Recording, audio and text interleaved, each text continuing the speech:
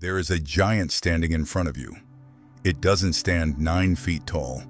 It doesn't wear bronze armor. It doesn't shout from across a valley in Israel. But it's there. It might be a debt that keeps growing every month, and you don't know how to stop it. It might be an illness the doctors can't quite figure out. It might be a relationship that broke, and you don't know if it can be fixed. It might be fear of the future, the kind that paralyzes you every time you try to move forward. Whatever it is, it feels enormous. It feels impossible. It feels like nothing and no one can handle it. 3,000 years ago, a young man named David stood face to face with exactly that same feeling. And what he did that day changed everything. This is his story, and it is also yours. The army of Israel had been paralyzed for 40 days. Every morning, Goliath came out and shouted the same thing. Every morning, no one answered.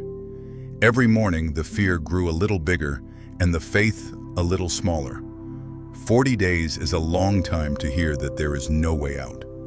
40 days is a long time for the giant to convince you that he is right.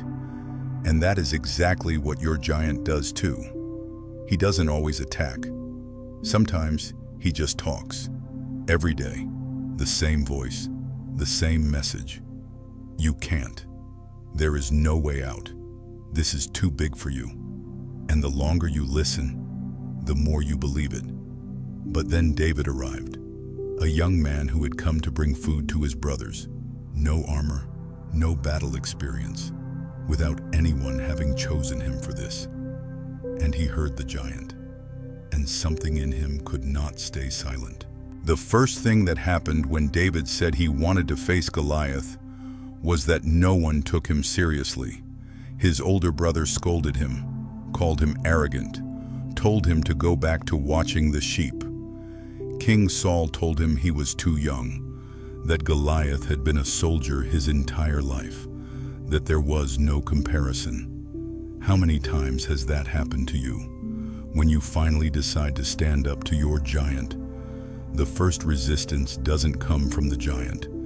It comes from the people closest to you, the ones who tell you to be realistic, to stop exaggerating, that there is no solution, that others have tried and failed. David heard them all and kept going anyway, because there was something they didn't know. Something no one could see from the outside. Something only David knew about himself and about his God. Before going to the valley, David went to the stream and picked up 5 smooth stones. He didn't go to the armory. He didn't borrow anyone's sword. He took what he had, what he knew, what he had used his entire life, watching sheep in the fields of Bethlehem. And that is something we often miss when we face our own giants. We look for what we don't have, the connection that's missing, the money that isn't there, the degree we didn't get, the opportunity that hasn't come. And while we search for what's missing, we ignore what is already in our hands. God is not going to ask you to face your giant with what you don't have. He is going to ask you to use what he already gave you. Your story, your faith, your experience, your scars, everything you lived through that you thought was useless. Those are your stones, and they are enough. When David looked at Goliath, he didn't see what everyone else saw. The army of Israel saw an unbeatable warrior over 9 feet tall. They saw armor, spear, shield. They saw 40 days of threats with no response. David saw a man without God. That is the difference that changed everything. It wasn't that David was naturally braver. It wasn't that he didn't feel fear. It's that what he put on the scale was different. On one side of the scale was Goliath with all his armor. On the other side was the God who had killed the bear and the lion when David was watching the sheep. The God who had never abandoned him in the field. The God who had been there in every hard moment before this one. And when you put God on the scale, the giant doesn't weigh as much. You come against me with sword and spear, but I come against you in the name of the Lord Almighty. 1 Samuel 17:45. When Goliath saw David coming toward him, he laughed. He looked him up and down and said he would give his flesh to the birds of the sky. Giants always speak first. That is what they do. The debt arrives with an aggressive collection letter. The illness arrives with a terrifying diagnosis. The fear arrives with worst-case scenarios. The voice in your head arrives before you can defend yourself. Giants speak first because they know that if they can get you to listen, they have already won half the battle. But David didn't respond with fear. He responded with declaration. He didn't say, "I'll try." He didn't say, "I hope I can." He said, "Today the Lord will deliver you into my hand." Not as a possibility, as a certainty. Because faith doesn't say, "hopefully." Faith says, "It will be so." What are you declaring to your giant today? Here is a detail almost no one mentions. When David went to face Goliath, he ran. He didn't walk slowly. He didn't advance with caution. He ran toward the giant. 1 Samuel 17:48. Think about what that means. Most of us, when we finally decide to face our giants, do it with hesitation, with slow steps, with one foot ready to retreat if things don't go well. David ran. Because when you know God is with you, the speed changes, the posture changes. The fear doesn't necessarily disappear, but it no longer leads. Today you may need to run towards something that terrifies you.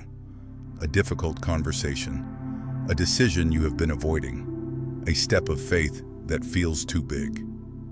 Run. Not because you have human guarantees, but because the same God who went with David goes with you. Before going to the valley, King Saul tried to dress David in his own armor. It was the best armor available, the king's armor, battle-tested. David put it on and took it off. He told Saul, "I cannot go in these because I am not used to them." 1 Samuel 17:39. That is wisdom few people have. How many times do we try to face our problems with solutions that worked for someone else, but aren't ours? Strategies someone else used, paths that were perfect for another person, but don't fit you. God doesn't call you to be a copy of anyone. He calls you to be you, with your story, your way, with what He placed specifically in you. Saul's armor was good, but it wasn't David's, and David knew it. Are you trying to face your giant with someone else's armor? David picked up 5 stones, but he only used one. One stone, one moment, one movement guided by the hand of God, and Goliath fell. 3,000 years later, we are still talking about that moment, because it proved something the world still needs to hear.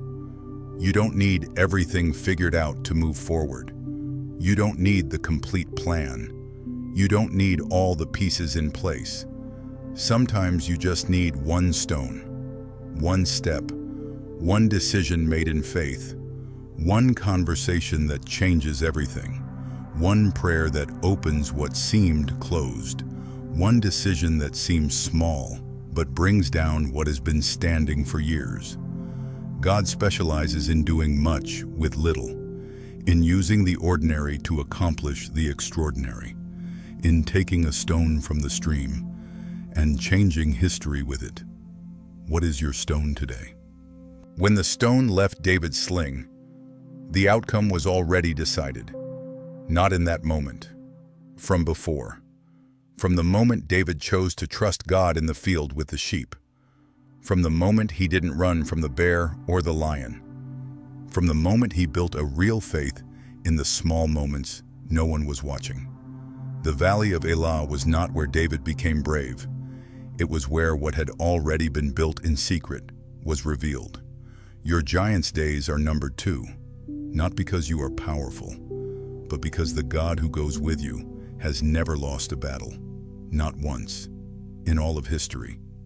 What seems impossible today, from God's perspective, already has a solution, already has a date, already has the ending written.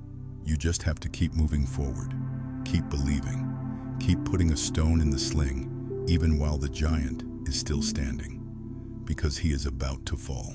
Today, you are in your valley of Elah. Maybe you have been listening to the giant for more than 40 days. Maybe you almost believe him now. Maybe the people around you have stopped believing there is a solution. But you are not the paralyzed army of Israel, frozen in fear.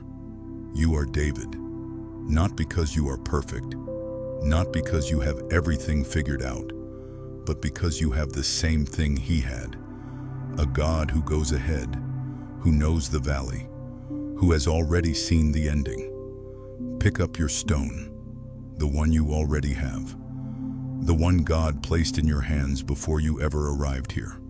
Run toward what terrifies you. Declare what you believe even when you can't see it yet. And remember that the greatest giant that ever existed was already defeated on a cross. The one who conquered death can conquer what you are facing today. The valley is not where your story ends. It is where your victory begins.